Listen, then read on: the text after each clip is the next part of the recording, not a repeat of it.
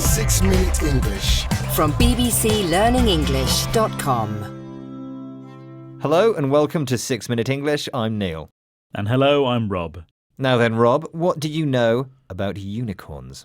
Well, the unicorn is a fantasy creature from history. In our tradition, it looks like a white horse with a single spiral horn coming out of its head. Why do you ask? Well, funnily enough, unicorns are the topic of this programme. Before we learn more, though, a question.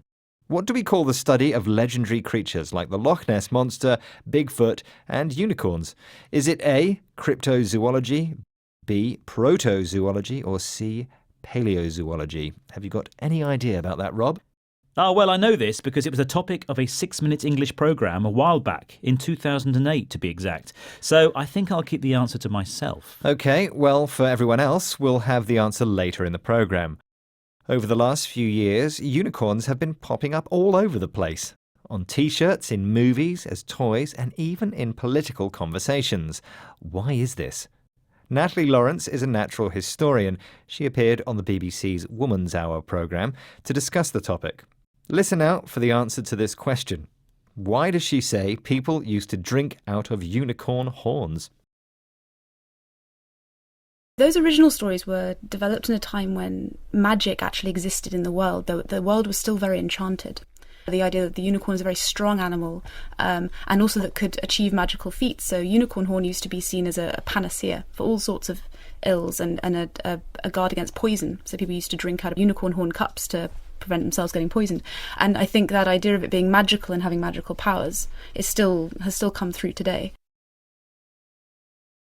Why did they drink from unicorn horn cups? Well, they were supposed to have magical powers, so people drank from them so they wouldn't get poisoned. Yes, she said they could perform magical feats. A feat is something that is difficult to do or achieve, like recording this programme without making a mistake. That's a real feat. Well, we usually do it. It must just be unicorn magic. No, just the magic of editing, Rob. Now, she also said that unicorn horn was seen as a panacea. What does that mean? A panacea is another word for a cure, something that can protect you from illness or help you recover if you're sick.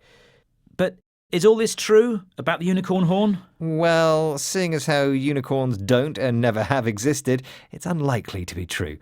She says these stories come from a time when the world was enchanted. This means it was a time when people believed in magic and the possibility of mysterious creatures from mysterious parts of the world. It seems as if these days people are looking for a bit of magic, a bit of enchantment in their lives. The unicorn has also come to be a term commonly used in politics to refer to unrealistic ideas and plans. Why is this? Here's Natalie Lawrence again.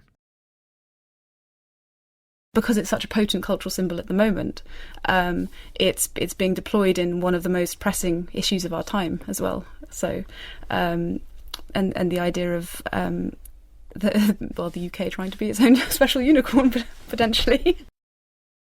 So, Rob, what is she talking about here? Well, we're in a very complicated time politically in the UK at the moment. She says they are pressing times, a term which means something important but difficult has to be done in a very short time. A pressing matter is an important one that has to be dealt with urgently. Now, at the time of recording, our Parliament can't agree on the current pressing matter of Brexit, and each side says the other has unicorns. There's nothing special or magical about these unicorns. It's a negative comment. A unicorn is a fantasy idea, a plan that has no chance of working. She says unicorns are a potent symbol, which means they're a very strong and recognisable symbol. And this symbol is being used, or as she said, being deployed. This is the same word that would be used when you send a military force somewhere. You deploy the army in a military conflict, and in the current political conflict, they are deploying the word unicorn. Here's Natalie Lawrence again. Because it's such a potent cultural symbol at the moment, it's being deployed in one of the most pressing issues of our time as well. So, and the idea of the UK trying to be its own special unicorn potentially. Right, our pressing matter now is the vocabulary review. Before that, though, the answer to this week's question. What do we call the study of legendary creatures like the Loch Ness Monster, Bigfoot and unicorns? Is it A, cryptozoology, B, protozoology, or C, paleozoology? Rob, you knew the answer to this, didn't you? I did, yes. If you look back at our archive to September 2008, you will find an episode all about A, cryptozoology. Well done if you got that right, particularly if you remember that programme. Now, vocabulary from this programme. There was enchanted, to talk about a time when magic was believed to be real. A feat is something that is very difficult to achieve, and a panacea is a cure. Something that's potent is strong and powerful.